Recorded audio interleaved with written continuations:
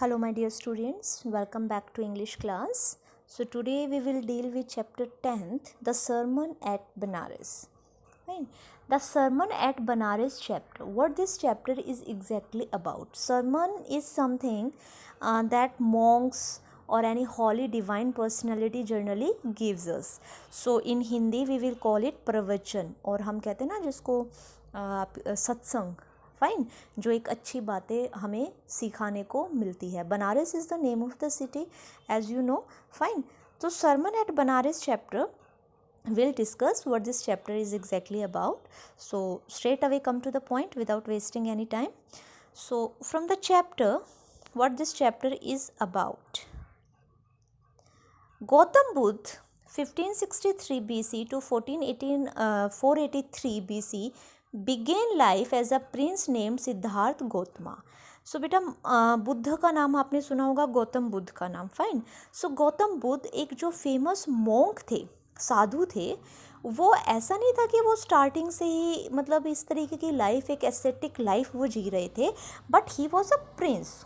He was a prince और उनका नाम था सिद्धार्थ गौतमा, यानी कि वो एक किंग के बेटे थे और अच्छा खासा उनका एक किंगडम था in northern India. Fine. At 12, he was sent away for schooling in the Hindu sacred scriptures and 4 years later he returned home to marry a princess.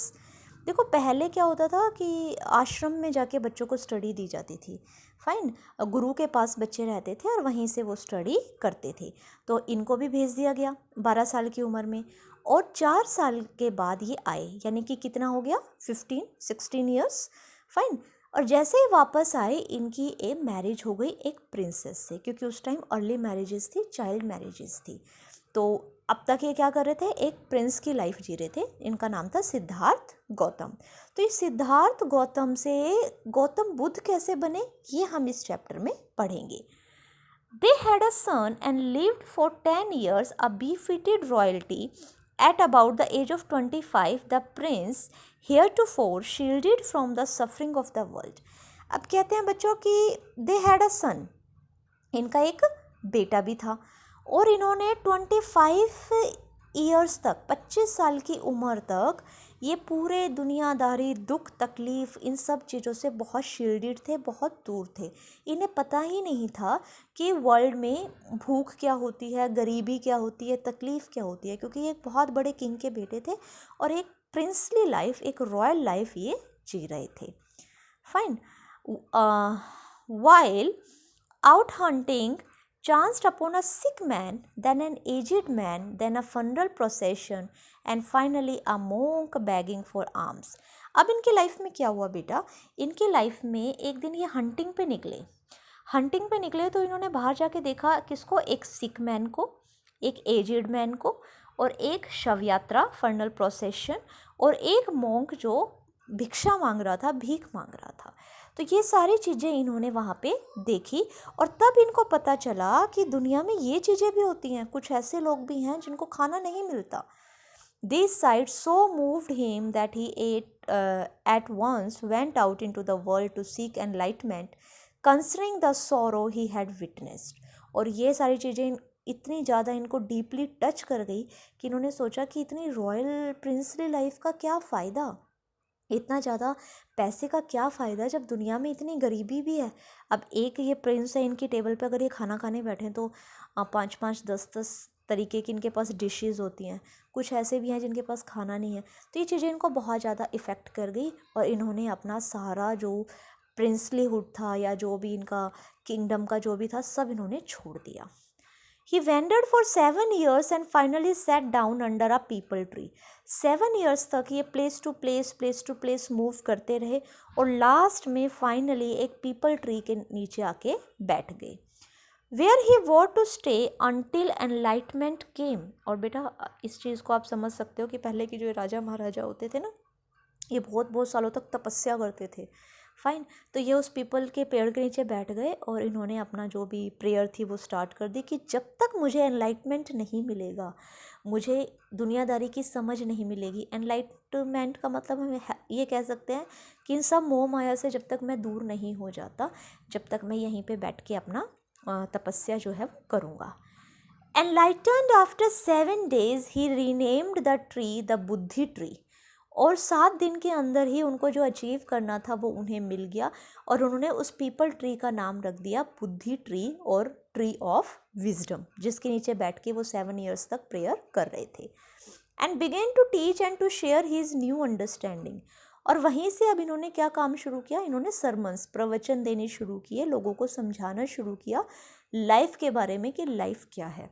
Eight that point he became known as the Buddha. और वहीं से इनका नाम क्या पड़ा, बुद्धा. तो आपको पता चला सिद्धार्थ गौतमा से गौतम बुद्ध ये कैसे बन गए.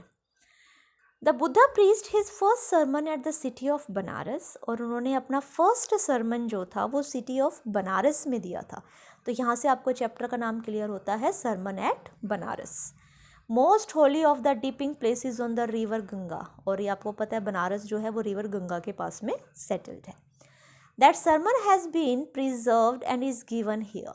It reflects the Buddha's wisdom about one inscrutable kind of suffering. और बुद्धा ही एक ऐसे इंसान थे जो लोगों को बाकी सारी कन्फ्यूज़न से, जब उन्हें लाइफ में बहुत सारी प्रॉब्लम्स आती थी, जब लाइफ में समझ नहीं आता था कि क्या करें क्या ना करें, बहुत ज़्यादा डिप्रेशन चला जाता था, तो बुद्धा ही उनको इन सारी सफरिंग से बाहर निकालने का काम करते थे.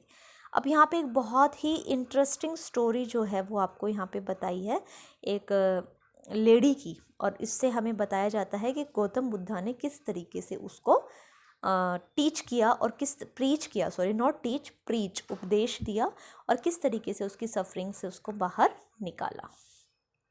Now see, Kissa Gautami had only one son and he died. In her grief, she carried the dead child to all her neighbors, asking them for medicine, and the people said she has lost her senses, the boy is dead. अब किस्सा गौतमी थी, उसका एक ही बेटा था बेचारी का, fine, और उसकी भी डेथ हो गई. अब वो क्या हुई, इतने ज़्यादा सदमे में चली गई, डिप्रेशन में चली गई कि वो अपने हर नेबर के पास जा जा के बोलने लगी कि please give some medicine to my child. और लोगों को लगता था कि ये पागल हो गई है, बच्चा मर चुका है और ये डेड बॉडी को लेके घूम रही है और दवाई मांग रही है. फाइन. उसके बाद क्या होता है, at length Kisa Gotami met a man who replied to her request, I can not give the medicine for thy, thy होता है your child, but I know a physician who can. अब ऐसे ही वो एक आदमी से मिली, उसने कहा कि भाई मैं तुम्हारे बेटे को दवाई तो नहीं दे सकता, लेकिन मैं एक ऐसे डॉक्टर को जानता हूँ जो दे सकता है. फिजिशियन होता है डॉक्टर. अब उसको और क्या चाहिए था, उसको तो यही चाहिए था. And the girl said, pray tell me sir who is it. And the man replied, go to Sakyamuni the Buddha. अब उसने कहा कि प्लीज़ प्लीज़ मुझे बताओ कि कौन है वो जो मेरे बच्चे को ठीक कर सकता है. तो उसने कहा कि तुम बुद्ध के पास जाओ, बुद्धा ही तुम्हारी हेल्प कर सकता है. Kissa Gautami repaired to the Buddha and cried, Lord and Master, give me the medicine that will cure my boy. वो जाती है और उसे कहती है, लॉर्ड एंड मास्टर प्लीज़ मुझे दवाई दो कि मेरा बच्चा ठीक हो जाए. The Buddha answered, I want a handful of mustard seed. अब बुद्ध को ये तो पता था कि बच्चे की डेथ हो चुकी है, लेकिन अगर वो डायरेक्टली उसको बोलता तो शायद वो और ज़्यादा डिप्रेस हो जाती. तो वो कहता है, okay I want a handful of mustard seed, मुझे कुछ मस्टर्ड सीड चाहिए, एक मुट्ठी. फाइन, हैंडफुल, एक मुट्ठी. And when the girl in her joy promise to procure it, the Buddha added. अब वो गर्ल काफ़ी खुश हो गई. देखो यहाँ पे गर्ल यूज़ किया गया, बट विमेन हम कह सकते हैं उसे, वुमेन. कहते यार एक मुट्ठी मस्टर्ड सीड से मेरा बच्चा ठीक हो जाएगा. तो कहते हाँ हाँ बिल्कुल. लेकिन बुद्धा ने कहा पूरी बात सुनो, कहानी में भी ट्विस्ट है. The mustard seed must be taken from a house where no one has lost a child, husband, parent और फ्रेंड. कहते मुझे ये हैंडफुल ऑफ मस्टर्ड सीड उस घर से चाहिए जहाँ किसी की भी डेथ ना हुई हो, ना किसी बच्चे की, हस्बैंड की, पेरेंट की. क्या ऐसा कोई घर हो सकता है बेटा जहाँ कभी किसी की डेथ ही ना हुई हो? ऐसा तो पॉसिबल ही नहीं है ना. यंग डेथ भी हो जाती हैं, वरना ग्रैंड पेरेंट्स तो ऑलमोस्ट एक एज के बाद चले ही जाते हैं. तो ऐसा घर मिलना बहुत मुश्किल काम था. Poor Kissa Gautami now went from house to house, and the people pitied her and said, here is mustard seed, take it. But when she asked, did a son or daughter, a father or mother die in your family? They answered her, us, the living are few, but the dead are many. Don't remind us of our deepest grief. And there was no house, but some beloved one had died in it. अब वो ले लेती वहाँ पे जाके, mustard seed तो ले लेती, दे देते उसे लोग, लेकिन जब वो अपना नेक्स्ट क्वेश्चन पूछती कि किसी की डेथ हुई है तुम्हारे घर में, तो सब कहते हैं कि भाई हमें हमारे दुख याद मत दिलवाओ। यानी कि बेटा इन शॉर्ट में कह सकती हूँ कि कोई घर उसको ऐसा नहीं मिला जिन्होंने अपना कोई नियर एंड डियर ना खोया हो। Kissa Gautami became weary and hopeless and sat down at the wayside watching the light of the city as they flicker up and were extinguished again. अब बेचारी थक गई सारा दिन घूम घूम के और बहुत होपलेस हो गई, और वो जाके एक सिटी की हाइट पे जाके बैठ गई, यानी कि कोई ऐसा एरिया जहाँ से थोड़ा रोशनी वगैरह ज़्यादा नीचे अगर देखो गांव की साइड तो दिखती है। तो वहाँ पे क्या हो रहा था, कभी लाइट ऑन थी कभी लाइट ऑफ थी, क्योंकि वहाँ से बहुत सारे घर दिख रहे थे। तो रात को हम भी ऐसे करते ना, कभी किसी एक रूम की लाइट ऑन की, फिर हमारा काम हो गया, हम दूसरे रूम में गए तो हमने वो लाइट ऑफ कर दी। तो मतलब इस तरीके का सीन वहाँ पे नज़र आ रहा था कि फ्लिकरिंग ऑफ लाइट्स वहाँ पे थी। At last the darkness of the night reigned everywhere, and she considered the fate of man, that their lives flicker up and are extinguished again. And she thought to herself, how selfish am I in my grief? Death is common to all, yet in the valley of desolation there is path that leads him to the immortality who has surrendered all selfishness. और अब उसे समझ में आया कि life and death ये दोनों ही बहुत ही इम्पोर्टेंट पार्ट हैं। कभी ऐसा नहीं हो सकता कि अगर लाइफ है तो डेथ ना हो, डेथ है तो लाइफ ना हो। और कहते हैं मैं कितनी सेल्फिश हो गई थी इन चीज़ों से, फाइन, और अब मुझे सेल्फलेस रह के इस फैक्ट को, इस बीटर ट्रूथ को अपनाना होगा कि मेरे बेटे की डेथ हो चुकी है और अब वो ठीक नहीं हो सकता। सो अभी हम इतना ही करेंगे, नेक्स्ट चैप्टर हम नेक्स्ट पार्ट में डिस्कस करते हैं।